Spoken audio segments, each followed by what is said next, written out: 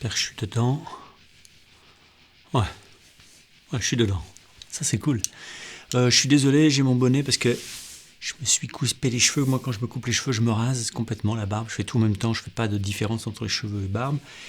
Et là, c'était réglé sur 1 millimètre. Donc, la tondeuse. Donc, je me pèle un peu je me pèle un peu les yeux.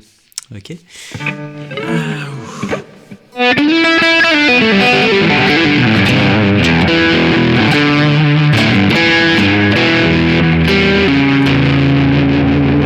Je voudrais faire un cadeau. Donc j'ai dit, tiens, on va faire un concours. Sauf que vous me connaissez, on ne fait pas des concours de guitare ici. Il y en a d'autres ailleurs. Ici, il n'y a pas de concours de guitare. J'aime pas les concours de guitare. Parce que pour moi, c'est pas un sport. Donc du coup, quand je fais un concours, c'est plutôt une espèce de pseudo-concours de poésie. C'est-à-dire un truc, une idée... Voilà. Et donc, il n'y a pas longtemps, on m'a offert ce bouquin, alors que je l'avais déjà, évidemment. Quand les gens se renseignent pas, j'ai déjà. C'est en gros les livres qui ont changé sa vie de David Bowie. C'est un mec qui se baladait partout où il allait avec une malle de 1500 bouquins. C'était un énorme lecteur, un mec complètement érudit sur plein de choses, très ouvert, très intelligent, une belle intelligence. Et quand vous lisez des interviews ou quand vous voyez en interview, c'est largement au-dessus du lot par rapport à ce qu'on peut voir chez les artistes habituellement, surtout chez les musiciens. Ce gars-là a lu des trucs, donc là-dedans on découvre des lectures très diverses, très diverses. Alors il y a L'étranger de Camus, etc. Pour ceux qui, voilà, ça on connaît, mais il y a des choses beaucoup moins connues, et puis il y a des choses qui sont des grands classiques, mais c'était un grand amateur de littérature, mais pas que. Là-dedans il y a plein de choses. Donc ce bouquin, je me suis dit, puisque je l'ai en double, c'est un beau bouquin, ça fait je sais pas combien de pages. Je vais te dire combien. Il n'y a pas de numéro de page, que 350 pages. Donc ce bouquin, je me suis dit, je vais le faire gagner à quelqu'un, parce qu'autant qu'il serve, ok. Et d'ailleurs, j'ai mis un petit mot pour le gagnant ici, là. Un petit mot pour lui. En fait, j'ai dit, racontez-moi une histoire, et puis l'histoire qui nous plaira le plus, ou qui nous sera le plus émouvante, ou la plus, je sais pas quoi, la plus funky, la plus, peu importe, mais pourvu qu'on ait une émotion. En fait, j'ai eu pas mal de vidéos qui m'ont été envoyées, donc pour raconter des histoires. Et puis il a fallu faire un choix, même si en fait, franchement, c'était tout top. Par exemple, je vous parle un petit peu des trucs qui m'ont le plus plu. Il y a Philippe qui m'a envoyé des truites, et donc il est au bord d'une rivière, et il y a des dizaines de truites, et il m'a envoyé un petit film comme ça où il y a les truites qui nagent. Et c'est un moment suspendu, ça m'a fait du bien, je me suis dit, c'est comme si moi j'étais au bord de la rivière, d'un coup ça m'a fait vachement de bien.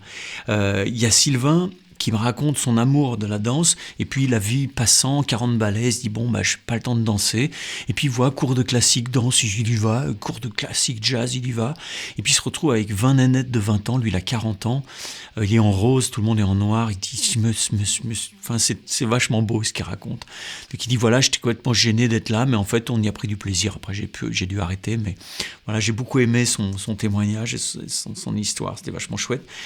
Steven, qui nous dit qu'il va ça c'est une super histoire, on peut raconte super bien les histoires, il va aux 40 ans de son beau-père, peut-être beau-frère, en Normandie, et puis il dort dans un endroit, il danse comme un fou jusqu'à 5h du mat, puis il est complètement déchiré, puis en fait il dort à un endroit où il y a juste un lit, et puis à la fin il se réveille le matin, mais il est stone complet, il est fatigué, et il voit un portrait, il se dit mais en fait c'est le portrait de Bowie, avec une espèce de petit suspense et tout.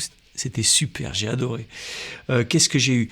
J'ai eu Jacques, mais Jacques c'est un peu hors concours parce que c'est mon ami, mais il m'a défoncé le cœur. Jacques il me dit, quand j'étais petit, j'ai eu genre à Pâques ou à Noël, j'ai eu un poisson en chocolat, tu vois ? Et je le trouvais tellement beau et tellement précieux pour moi que je ne l'ai pas mangé. Et je le sortais de temps en temps pour le caresser. J'imagine Jacques, enfant, alors déjà qu'il a 65 balais, il a une tête d'enfant, donc j'imagine un gamin, c'est à mourir, quoi. C'est magnifique. Et il le sortait pour le caresser, puis il le rangeait, tu vois, précieusement. Et puis un jour, il a retrouvé son poisson tout moisi, tout, tu vois, c'est périssable, quoi. Et cette histoire, elle est magnifique. Ce que ça dit, c'est magnifique. En fait, voilà, je sais pas pourquoi t'es mon ami, Jacques, mais je sens pourquoi. Bon, je t'embrasse. Bon, hors concours, c'est mon ami, donc si je le fais gagner, on va me dire, ouais, non, t'es un tricheur. Il y a aussi Thierry qui a rencontré son amour, il lui fait écouter un disque complètement inconnu, donc la fille sait déjà elle a senti qui il était, ou elle a vu peut-être bien quelqu'un qui lui a prédit, tu vas rencontrer un mec qui va s'appeler comme ça, son père sera mort, il s'appellera Pierre. Tu vois, et quand il rencontre la fille sait déjà tout ça.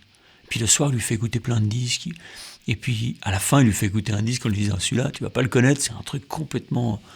C'est inconnu de personne, avec une espèce de fausse truc de gitane, tout ça. Et en fait, la fille, c'était ses potes. Elle dit, mais non, c'est mes amis qui ont fait ce disque.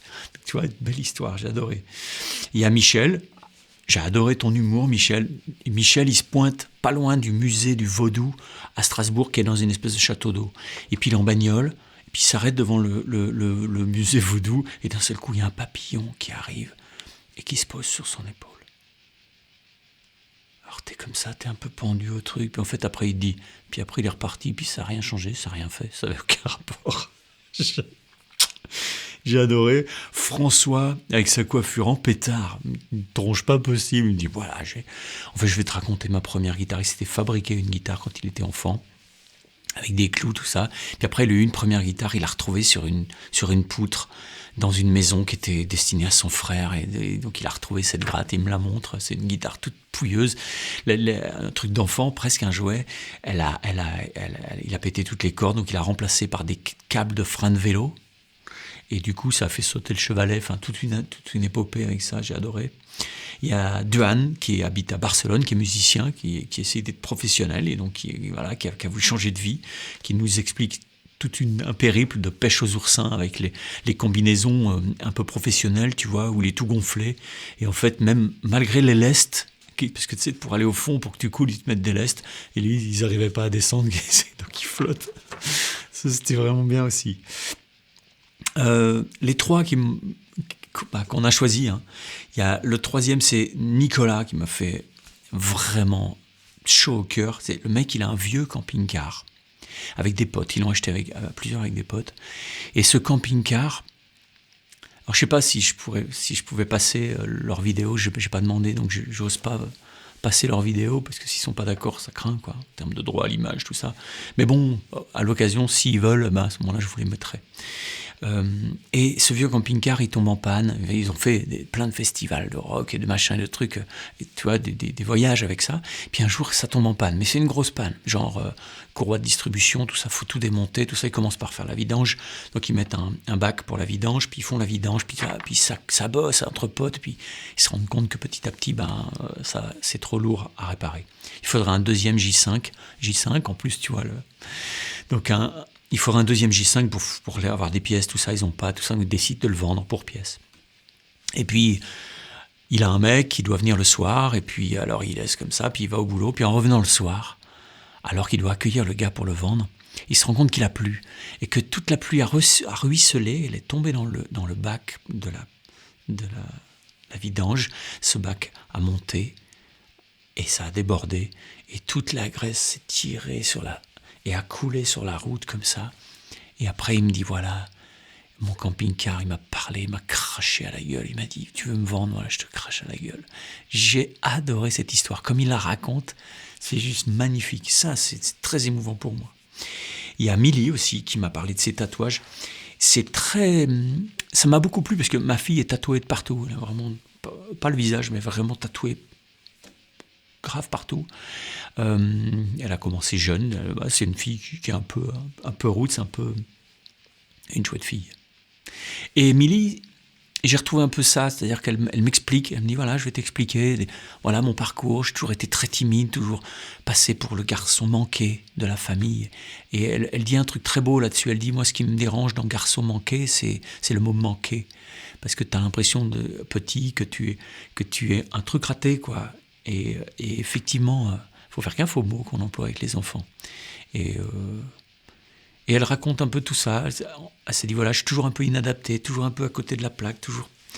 J'ai un problème avec ma féminité, comment je la vois, comment je la perçois, un manque de confiance, machin. Et elle dit, je me fabrique une armure pour détourner le regard C'est-à-dire qu'on ne me regarde plus, au moins on regarde autre chose, mais qui n'est pas sans faire sens. C'est-à-dire que ce qu'il y a sur son corps, ça fait sens.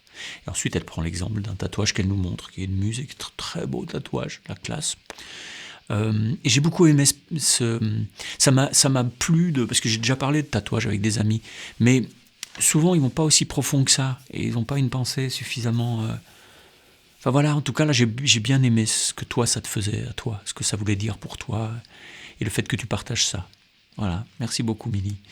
Et puis en numéro 1, donc qui va recevoir le bouquin, il y a Bernard, qui... Alors là c'est surtout, ce qui est scotchant, c'est comment il raconte ça Bernard. Bernard c'est un type solide, Jack, avec beaucoup de présence et de force, de puissance, qui a été berger quand il était jeune, il était amoureux d'une fille, je ne me rappelle plus son prénom. Et puis, un jour, en descendant, ils tombent chez quelqu'un, ils vont chez quelqu'un, et chez ce quelqu'un, ils ont accueilli un Kurde, un gars kurde qui a fui, qui est en exil. Et ce gars, il cause pas français, vraiment 2 mots et demi. Et puis il passe une soirée merveilleuse parce que ce gars-là est un musicien kurde, un grand musicien kurde. Et donc il sort son instrument.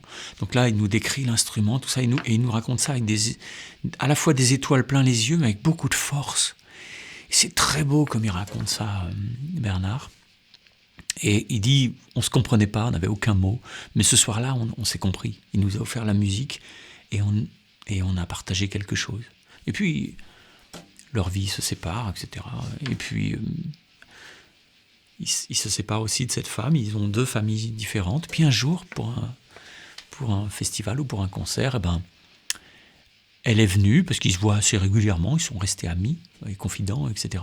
Et puis en fait, tous les 2, ils sont là, et ils se rendent compte que dans le festival ou l'endroit où ils vont jouer, en fait, il y a ce gars-là qui revient jouer 20 ans après, dans un autre village complètement ailleurs, à Alès, où le mec a entrepris, lui, Bernard a entrepris, il fait partie d'une association qui réhabilite des jardins pour les remettre en état, etc. Enfin, tu vois, tu sens qu'il y a une belle personne, et beaucoup de profondeur dans ce qu'il dit. Et il dit, on a revu la musique, on a re-entendu la musique de ce gars-là, sous les étoiles, c'était d'une douceur folle, il est venu à la maison après pour causer pendant... Et cette espèce de boucle bouclée entre lui, son copine, ce gars-là qui passe à des endroits importants comme ça dans la vie, voilà, j'ai trouvé ça magnifique. Voilà. Donc Bernard, je t'envoie ce bouquin. Les autres, je vous envoie rien parce que j'ai qu'un bouquin en rab, l'autre je le garde, j'en ai un double, mais c'est le mien, ok. Et puis, je vous remercie quand même pour tout ce que vous avez... Ah, c'était pile poil. Tout ce que vous m'avez envoyé, dans les dizaines de vidéos que j'ai reçues, il n'y en a aucune que j'ai trouvé... oui, bon, non. J'ai trouvé qu'il y avait de la... En fait, ce que j'ai aimé, c'est que vous m'avez donné quelque chose. Vous m'avez offert quelque chose, vraiment avec beaucoup de sympathie, et vous avez vraiment ouvert votre cœur. Que ce soit des choses plus légères, des choses drôles, des trucs profonds, des trucs parfois tristes, et qui mélangent souvent le tout. Eh ben, j'ai trouvé ça chouette. Donc ça m'a bien plu de faire ça, on recommencera. En ce moment, je cherche quelque chose, c'est que je suis en train de penser très rapidement, je vais faire un album, ok, guitare, mais je suis en train de chercher des sons de travail. Voilà, j'en ai déjà pas mal, des usines, des machins, des trucs, et je cherche des sons de travail. Donc si vous connaissez une usine de quelque chose, ou un métier de quelque chose, un artisanat de quelque chose particulier qui fait un son intéressant, que ce soit cyclique ou pas, mais bon, il me faudra de tout, dites-le moi, il se pourrait bien que je vienne enregistrer pas loin de chez vous, si vous avez une idée. Donc, faut que le son ait un potentiel pour moi, ça c'est sûr. Donc peut-être que si vous pouvez l'enregistrer un petit peu comme ça, pour que je vois un peu à quoi ça ressemble, puis si je me dis, wow, le son c'est génial, à ce moment-là, je viens avec un ingénieur du son, et puis on enregistre ça pour mon album. Ok ? Bon, je vous souhaite une bonne nuit.